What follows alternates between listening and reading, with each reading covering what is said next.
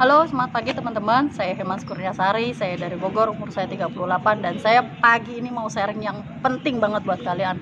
Jadi gini, saya ini baru 2 tahun ya menikah, tapi sebelumnya 5 tahun saya tuh jadi janda dengan 2 anak.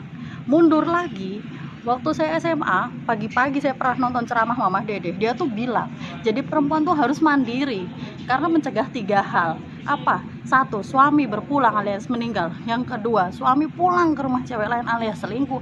Dan yang ketiga, suami itu sakit atau cacat. Jadi itu tiga alasan itu yang bikin kenapa perempuan harus mandiri. Saat saya nonton itu, percaya nggak, dalam hati saya mikir gini, masa iya sih, nggak mungkin lah kejadian di gue. Itu pikir saya saat itu. Waktu berlalu, ketika saya pacaran 7 tahun, 5 tahun menikah, 5 tahun menikah, saya tuh merasa jadi wanita tuh baik-baik aja. Impian besar saya memang hanya lulus kuliah, bekerja, menikah seperti orang-orang umumnya gitu ya, dan punya anak. Tapi suatu hari Tuhan ternyata sudah siapkan paket kehidupan yang luar biasa buat saya. Suami saya punya hutang miliaran, kita diajak kabur, dia nggak mau bayar, nggak bisa bayar segala macam lah, sampai kita kabur. Dan saya di titik terendah hidup saya itu saya menjadi kere. Waktu itu masih ada suami, kere, melahirkan nggak bisa bayar biaya persalinan, saya disandera sama bidannya. Terus akhirnya ada lagi yang lebih parah, suami saya ninggalin saya dengan 2 anak.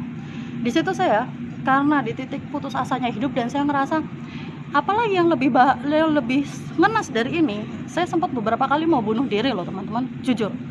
Udah berbagai opsi, tapi tidak jadi saya lakukan karena saya ingat saya punya anak. Kalau saya mati, saya pikir mungkin masalah udah selesai, tapi tidak buat anak-anak saya.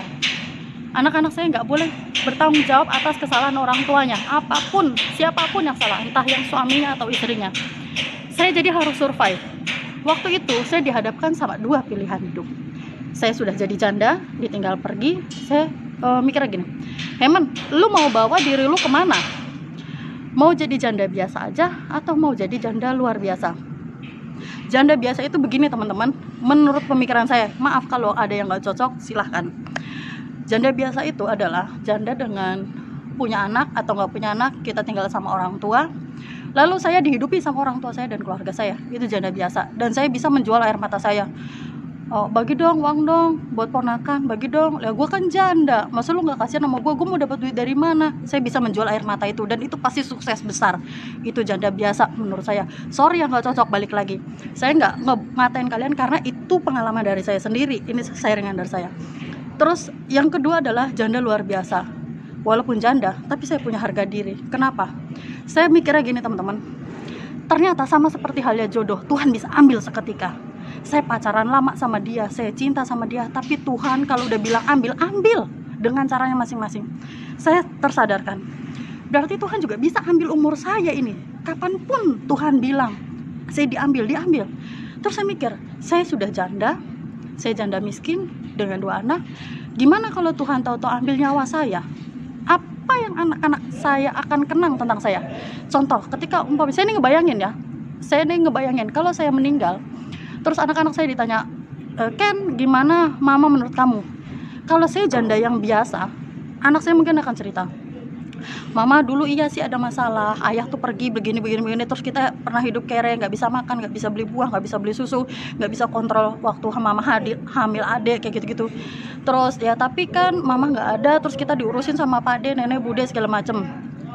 Menurut saya kok itu, saya nggak bangga ya dengan legasi peninggalan apa yang saya tinggalkan kalau saya meninggal dengan kondisi seperti itu. Saya nggak mau. Saya mau mendidik anak saya. Mungkin jatah umur saya sudah habis, tapi anak saya harus luar biasa di sisa hidupnya.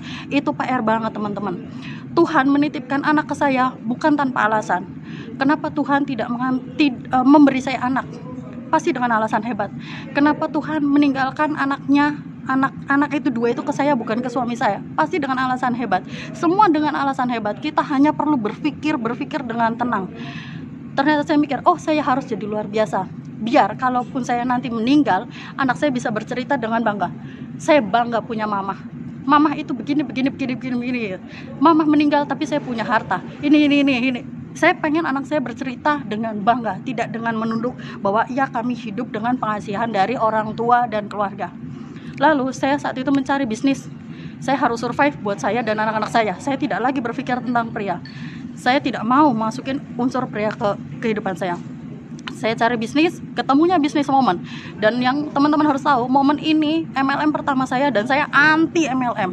Jadi saya ini benar-benar anti MLM. Terus saya cuma mikirnya dua hal. Saya nanyanya dua hal. Satu, apakah ini ada tutup poin atau target sehingga saya akan dibikin tambah kere? Jawaban sponsor saya tidak. Dan yang kedua, saya lihat bukti rekeningnya, apakah benar bonusnya masuk, dan betul bonusnya masuk. Dua hal itu teman-teman yang bikin saya terpacu. Saya joinnya siang, saya langsung ngomong, Mbak, gue joinin hari ini dan gue langsung ajarin karena saya mau langsung jalanin bisnisnya. Malam saya joinnya siang, malam saya udah langsung promo. Saya berpikir saya harus ngedein bisnis saya harus mencetak cewek-cewek itu mandiri kayak saya. Terus akhirnya jadi setiap kali saya closingan teman-teman, saya nggak jual ecer. Setiap kali saya closingan, saya bentuk dia buat dia jadi wanita hebat. Dia closingan, dia mandiri. Terserah lu punya laki, nggak punya laki, lu masih single, apapun kondisi lu tuh harus hebat. Hebatnya tuh standarnya apa? Bukan isi rekening doang teman-teman, tapi bisa mewujudkan impian diri lu dan diri keluarga lu. Itu baru lu hebat. Terserah lu mau punya pasangan apa enggak, itu loh. Akhirnya setiap kali ketemu orang aku begitu. Sekarang bonusku udah 2,8, aku udah umroh berlima bareng ibu, adik, kakak, dan 2 anakku. Udah bisa renovasi rumah orang tua hampir 1 miliar. Udah kebeli rumah buat anak yang gede waktu anakku SD kelas 2, kebeli apartemen buat anakku yang kecil waktu dia masih TK. Itu penting. Balik lagi, apa yang mau kamu tinggalkan buat anak-anakmu, bayi yang punya anak, yang belum punya anak, apa yang mau kamu tinggalkan buat orang tuamu. Itu pesan saya teman-teman. Jadilah janda luar biasa.